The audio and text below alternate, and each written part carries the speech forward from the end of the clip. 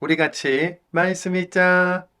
푸른 마르고 꽃은 떨어지나 주의 말씀은 영원합니다. 오늘도 말씀을 나누고 전하는 권서인으로 살아가는 모든 분들을 사랑하고 축복합니다.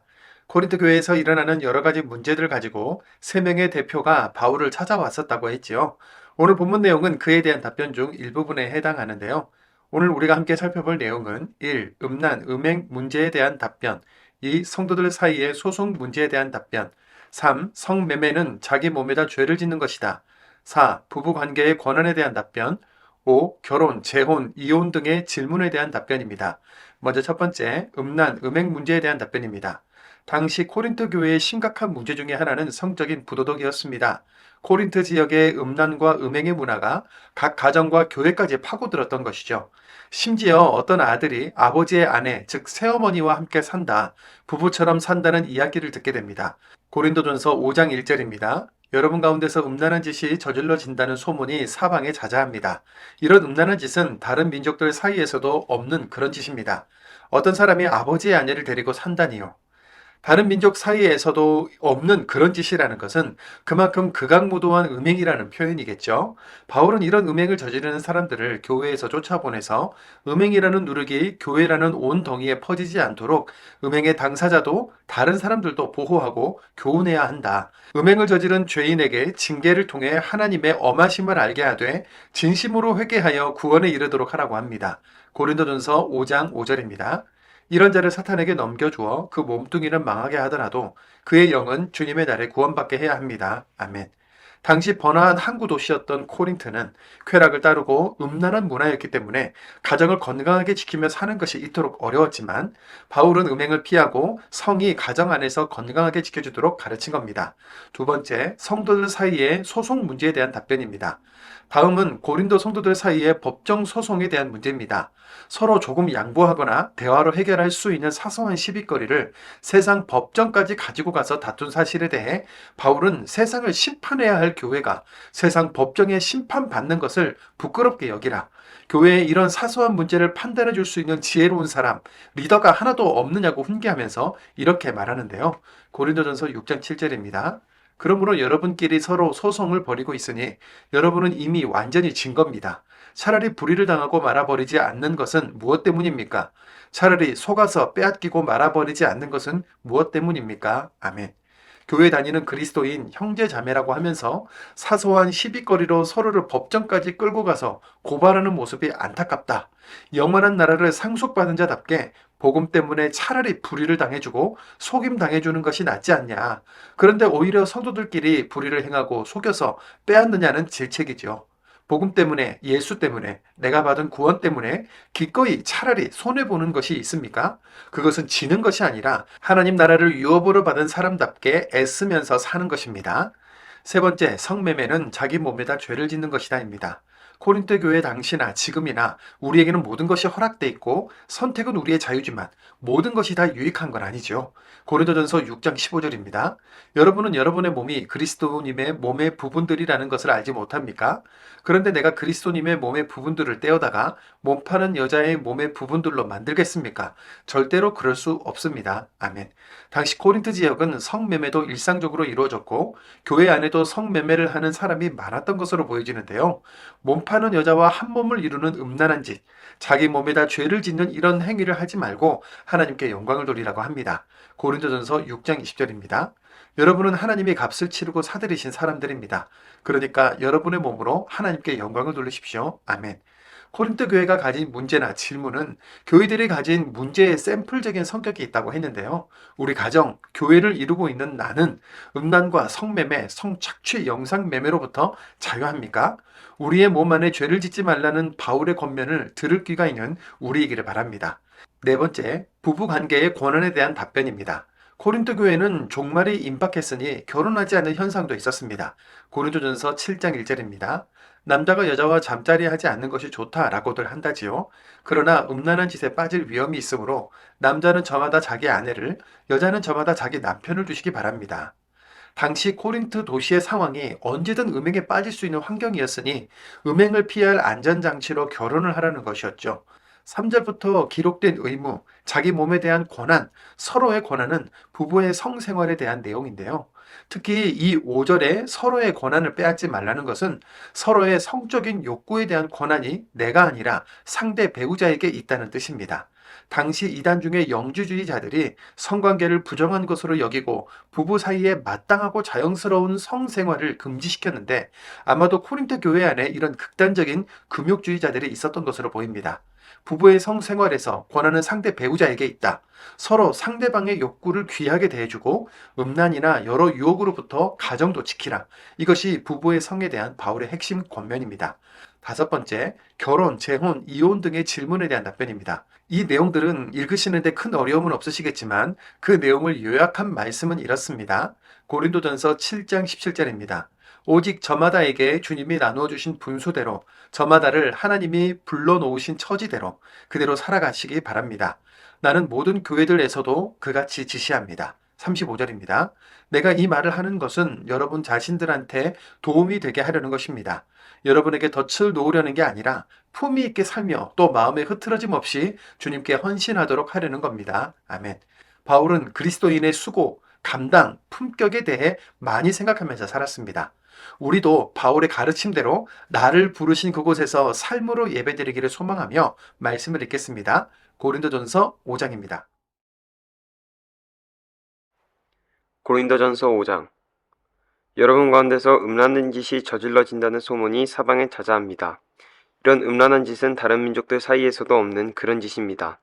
어떤 사람이 아버지 아내를 데리고 산다니요. 그런데도 여러분은 거들먹거리고 있습니다.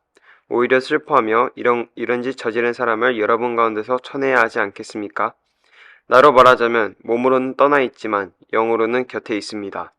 그래서 마치 곁에 있는 사람처럼 나는 이 일을 이렇게 저지른 사람을 이미 심판했습니다. 우리 주 예수님의 이름으로 여러분과 나의 영이 함께 모여 있을 때 우리 주 예수님의 능력으로 할 일은 이것입니다.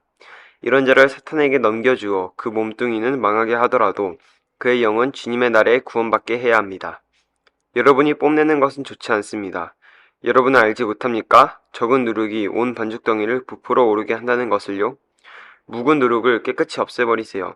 그래서 새 반죽덩이가 되세요. 여러분은 누룩 없는 사람이니까요.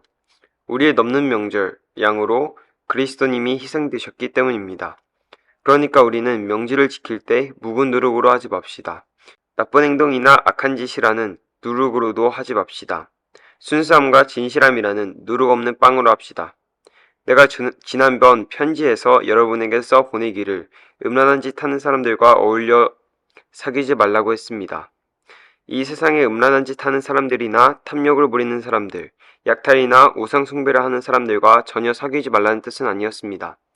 그러려면 여러분이 세상 밖으로 나가버려야 할 테니까요.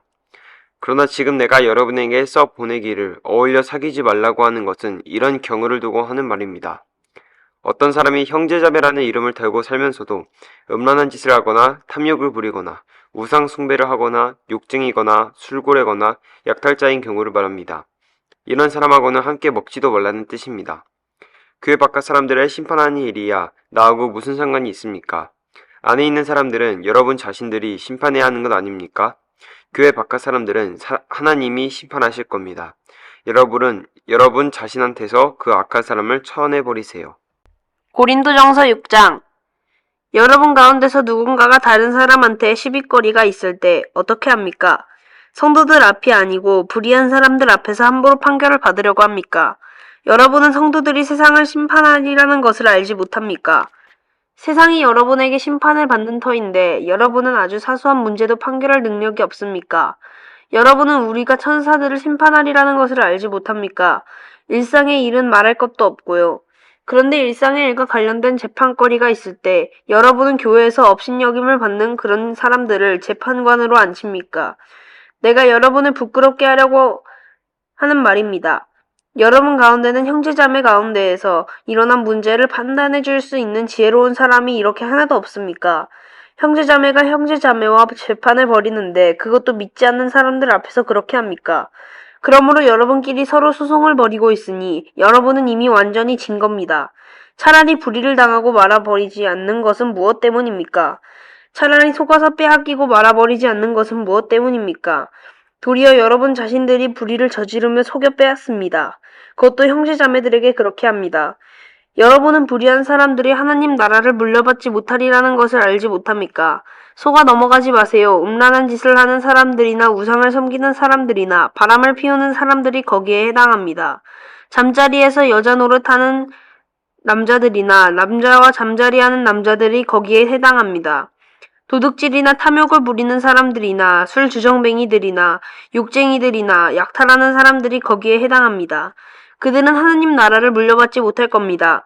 그런데 여러분 가운데 덜어는 그런 사람들이었습니다. 그러나 여러분은 말끔히 씻겨졌습니다. 거룩해졌습니다. 의롭다고 인정받았습니다. 주 예수 그리스도님의 이름과 우리 하나님의 영을 힘입어서요. 모든 것이 나에게 허락되어 있다라고들 합니다. 그러나 모든 것이 다 이로운 것은 아닙니다. 모든 것이 나에게 허락되어 있다라고들 합니다. 그러나 나는 어떤 것에게도 통제를 받지 않겠습니다. 음식물은 배를 위하여 있고 배는 음식물을 위하여 있다라고들 합니다. 그러나 하나님은 이것도 저것도 없애버리실 겁니다. 몸은 음란한 짓을 위해서가 아니라 주님을 위해서 있습니다. 그리고 주님은 몸을 위해서 계십니다. 하나님은 주님을 일으켜 살리셨습니다. 그리고 자신의 능력으로 우리도 일으켜 살리실 겁니다.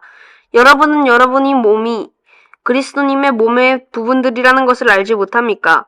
그런데 내가 그리스도님의 몸의 부분들을 떼어다가 몸 파는 여자의 몸을 부분들로 만들겠습니까? 절대로 그럴 수 없습니다. 또한 몸 파는 여자에게 달라붙어 있는 사람은 그와 한 몸이 되는 것을 여러분은 알지 못합니까?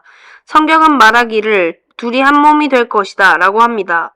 주님께 달라붙어 있는 사람은 주님과 한 영이 됩니다. 음란한 짓을 피하세요. 사람이 짓는 죄는 모두 몸 바깥에 있습니다. 그러나 음란한 짓 하는 사람은 자기 몸에다가 죄를 짓는 것입니다. 여러분은 알지 못합니까? 여러분의 몸이 여러분 가운데 계시는 성령의 성전이라는 것을요. 여러분이 모시고 있는 성령님은 하나님께로부터 오신 분이며 이제 여러분은 여러분 자신들의 것이 아니라는 것을요. 여러분은 하나님의 값을 치르고 사들이신 사람들입니다. 그러니까 여러분의 몸으로 하나님께 영광을 돌리십시오. 고린도전서 7장. 여러분이 써보낸 것들에 대하여 말하겠습니다. 남자가 여자와 잠자리하지 않는 것이 좋다라고들 한다지요. 그러나 음란한 짓에 빠질 위험이 있으므로 남자는 저마다 자기 아내를, 여자는 저마다 자기 남편을 두시기 바랍니다. 남편은 아내에게 남편의 의무를 다해야 하며 마찬가지로 아내도 남편에게 그렇게 해야 합니다. 아내가 자기 자신의 몸에 대한 권한을 가지고 있는 것이 아니라 남편이 가지고 있습니다. 마찬가지로 정말이지 남편이 자기 자신의 몸에 대한 권한을 가지고 있는 것이 아니라 아내가 가지고 있습니다. 서로의 권한을 빼앗지 마세요. 서로 합의하여 얼마 동안 기도에 전념할 짬을 내기 위해서 그러는 것이 아니면요. 그러고 나서는 다시 합치십시오. 사탄이 여러분의 절제 못함을 틈타 여러분을 유혹하는 일이 없도록 말입니다. 이렇게 말하는 것은 그렇게 할 수도 있다는 뜻이지 명령으로 하는 말이 아닙니다.